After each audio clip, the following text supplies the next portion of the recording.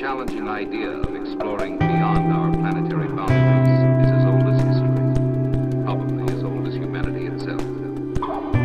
Concepts of the universe have changed, just as our knowledge of the Earth itself has changed. Compress the entire history of the Earth into 1 year. On this time scale, 8 months of the year would be devoid of life.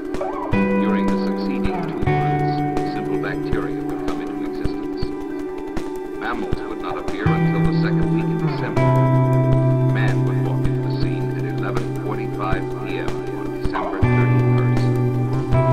Recorded history would account for but the final ticks of the clock. Man's aerospace achievements, little more than the flicker of an eyelash. Hic de vinci orbis. Here ends the world. So said an ancient map inscribed at the Pillars of Hercules. The two-dimensional world of early history was narrow, because man's knowledge of his environment was narrow.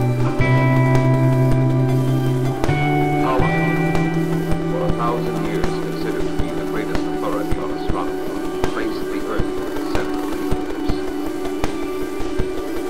Copernicus, 1543, advanced the idea that the sun was at the center of the planetary orbits, identifying the Earth as one of these planets. Kepler, in the 17th century, described his 3 great laws of planetary motion, setting a pattern for the study of the solar system.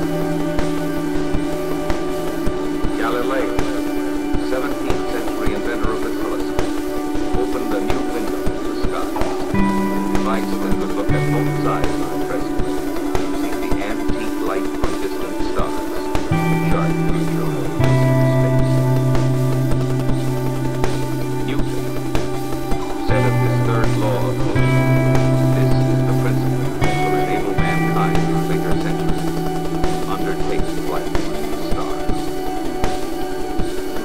Montgolfier, 2 brothers, sons of a papermaker from the little French town of Annonay, in 1783 achieved by balloon what the Wright brothers, bicycle makers from Dayton, Ohio, did in 1903, a strange new device called an aeroplane. And Gardner, in 1926, launched a liquid-fueled rocket.